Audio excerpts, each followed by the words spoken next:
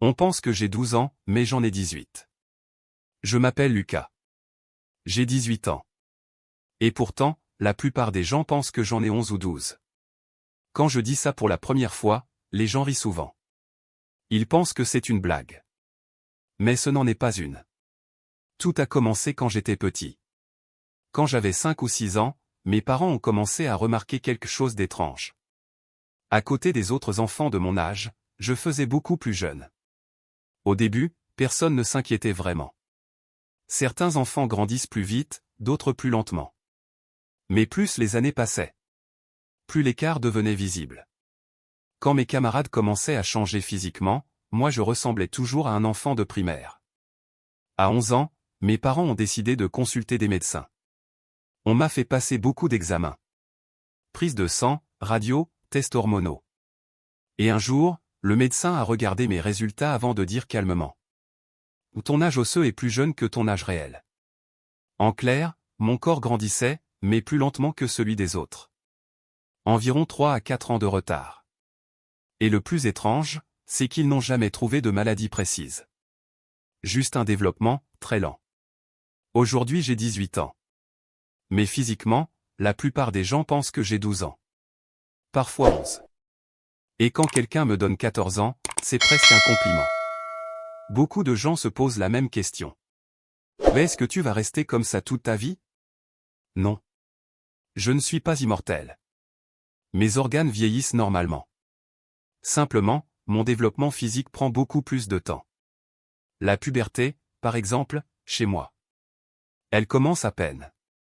Alors que la plupart des gens l'ont vers 12 ou 13 ans, moi j'en suis au tout début à 18 ans. Les médecins disent que ça peut encore prendre 3 à 5 ans avant de voir de vrais changements. C'est bizarre, mais c'est comme ça. On m'a proposé une solution médicale. Des injections d'hormones. Mais il y a un problème. Si on accélère la puberté trop tôt, cela peut bloquer la croissance des os. En gros, je pourrais devenir adulte plus vite. Mais je resterai petit toute ma vie. Peut-être un M65 maximum. Alors pour l'instant, j'ai choisi d'attendre. Si à 23 ans rien n'a changé, peut-être que j'y réfléchirai. Mais pour le moment, je laisse mon corps faire les choses à son rythme. Dans la vie de tous les jours, ce retard change beaucoup de choses. Certaines situations sont presque comiques. D'autres, un peu plus lourdes. Un jour, par exemple, je suis allé au restaurant avec mon ami Thomas. Quand la serveuse est arrivée avec l'addition, elle m'a regardé puis elle a dit: mais, pourquoi tu paies? Tu es avec ton grand frère? Thomas a éclaté de rire. Non, non, on a le même âge. La serveuse n'y croyait pas du tout. Pendant presque 10 minutes, elle comparait mon visage avec celui de son fils. Regarde, il a 9 ans, et il te ressemble. Moi je souriais. Parce qu'au fond, je commence à avoir l'habitude. Les transports, les bars, les soirées. C'est souvent la même scène. Désolé, on ne peut pas te laisser entrer. Tu n'es pas majeur. Alors je montre ma carte d'identité. Parfois ça passe.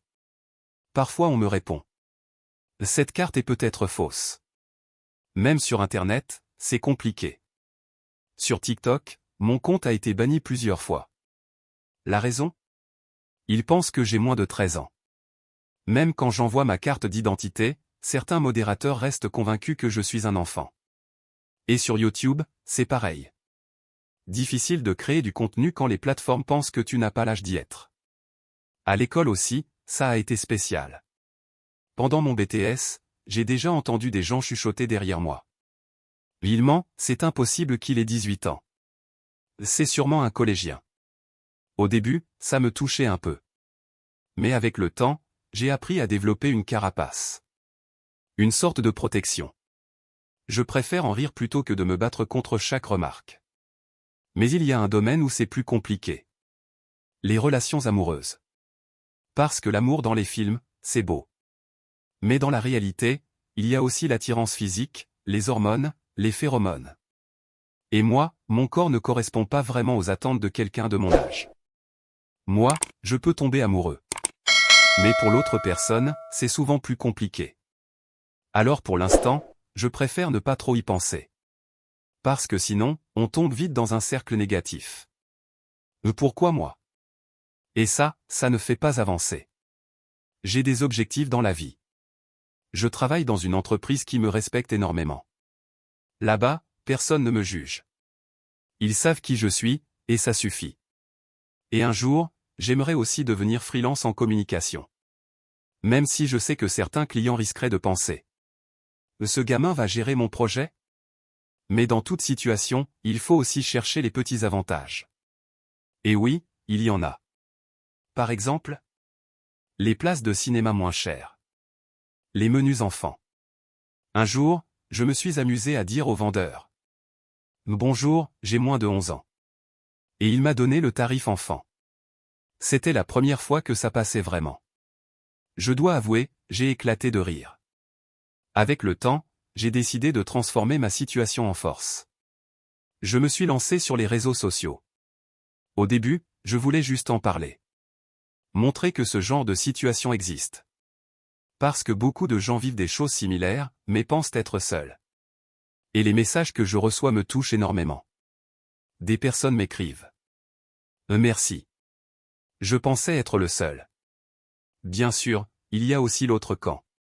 Les commentaires du genre: tu mens. Tu fais ça pour l'argent. Mais honnêtement, ça me fait plutôt rire.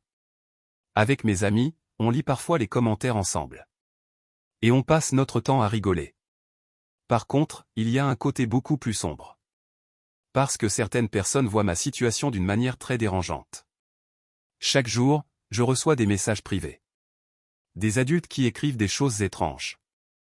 Des phrases comme: tu as l'air très jeune, mais tu es majeur, non? Ou encore: on pourrait se rencontrer. Je ne réponds jamais. Je bloque. Je prends mes distances. Mais ça reste troublant. Certaines personnes ont même essayé de deviner dans quelle ville j'habite. À ce moment-là, j'ai compris une chose. Internet peut être un endroit étrange. Alors pour protéger ma santé mentale, j'ai développé une règle simple. Transformer chaque difficulté en histoire à raconter. En quelque chose qui peut faire rire, réfléchir, ou aider quelqu'un d'autre. Parce qu'au fond, ma vie est peut-être différente. Mais elle n'est pas arrêtée. Je continue d'avancer. De travailler. De construire mes projets.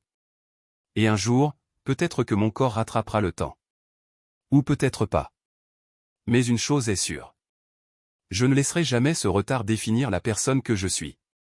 Merci d'avoir suivi cette histoire jusqu'au bout. Si elle vous a touché, n'oubliez pas de laisser un pouce bleu, de vous abonner et de partager autour de vous. On se retrouve très bientôt pour une nouvelle histoire encore plus intense.